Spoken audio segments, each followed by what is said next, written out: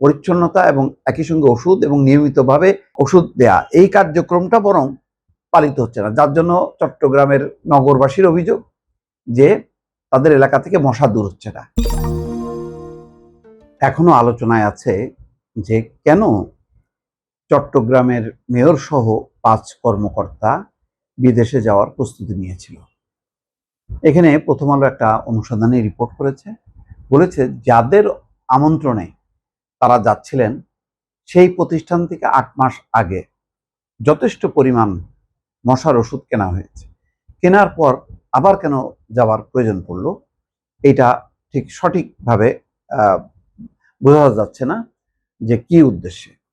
কিছু কথাবার্তা আসছে, যদিও এই বিষয়ে এখন প্রধানমন্ত্রী যেহেতু নাকচ করেছে, এই নিয়ে আর কেউ কথা বলতে চায় না। তারপরও কিছু কিছু তথ্য এসছে, তাতে দেখা যাচ্ছে যে গত বছরের সেপ্টেম্বর মাসে 3,64,00,000 টাকায় কিনেছিল সিটি কর্পোরেশন। কি জিনিস? যুক্তরাষ্ট্র ভিত্তিক মশক নিধনের ওষুধ উৎপাদনকারী প্রতিষ্ঠান ভ্যালেন্ট বায়োসায়েন্সেস এলএলসির, অর্থাৎ এই প্রতিষ্ঠানের ওষুধ। এটি মশার লার্ভা ধ্বংসকারী ওষুধ। মশার যে লার্ভা বলি আমরা, সেই লার্ভা ধ্বংসকারী ওষুধ। সাম্প্রতিক সময় একসঙ্গে এত টাকার মশার ওষুধ কোনো একটি প্রতিষ্ঠান থেকে কেনার নজির নেই। গত বছরের সেপ্টেম্বরে কেনা হয়েছে। তবে মেয়র সহ কর্মকর্তাদের এই সফরের অনুমোদন দেননি তারেক রহমান, এটা তো নিশ্চয়ই জেনেছেন। মশা নিধন শেখা বা দেখার জন্য যুক্তরাষ্ট্রের ফ্লোরিডায় যাওয়ার দরকার নেই, দেশেই সন্ধ্যার পর কোনো ডোবার পাশে অবস্থান করলে মশা নিধনের উদ্ভাবনী পদ্ধতি বের করা সম্ভব বলে অভিমত দেন। যদি এটা স্যাটায়ার, আসিফ মাহমুদ সজীব ভুইয়া বলছেন যে ডোবার পাশে দাঁড়ায় থেকে মশা নিধন করা যায় না। যাক, এটা হয়তো তিনি স্টেট বলছেন, কিন্তু আসলে এটা তো একটু স্যাটায়ার করছেন প্রধানমন্ত্রী, বোঝাই যাচ্ছে। প্রধানমন্ত্রী এই মন্তব্যের পর চট্টগ্রাম সিটি কর্পোরেশনের মশক নিধন কার্যক্রম, বিদেশ সফরের প্রস্তাব এবং ওষুধ কেনাকাটা নতুন করে আলোচনায় এসছে। বিশেষজ্ঞ কীটতত্ত্ববিদদের মতে এই ধরনের সফরে মেয়র সহ ঊর্ধ্বতন কর্মকর্তাদের যাওয়ার কোনো প্রয়োজন নেই। মানে এই ধরনের সফরে এই মশার ওষুধ কেনার জন্য বা তাদের কার্যক্রম তদারকি করার জন্য, এছাড়া যে কোম্পানির আমন্ত্রণে বিদেশ সফর, সেই কোম্পানির ওষুধ কেনা হয়েছে 8 মাস আগেই, কেনা হয়ে গেছে অলরেডি। এটা পরীক্ষা নিরীক্ষা করে ভালো কি মন্দ এটার জন্য দরকার নেই।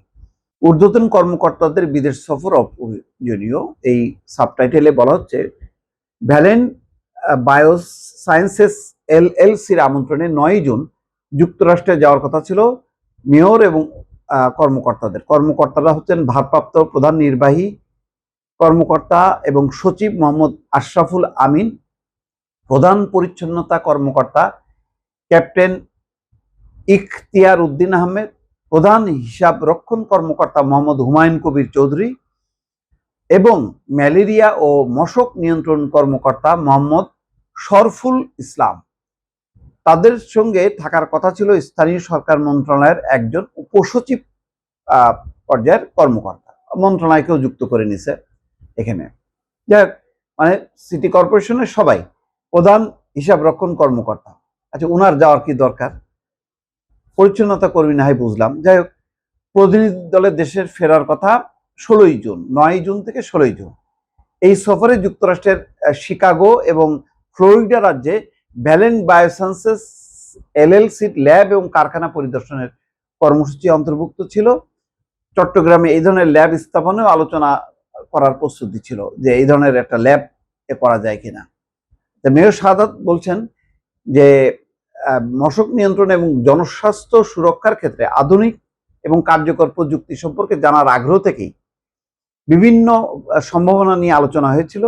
তবে এই বিষয়ে সংশ্লিষ্ট মন্ত্রণালয় এবং সরকারের পক্ষ থেকে যে সিদ্ধান্ত গ্রহণ করা হয়েছে, আমি তা শ্রদ্ধার সঙ্গে এবং সন্তুষ্ট চিত্তে মেনে নিয়েছি।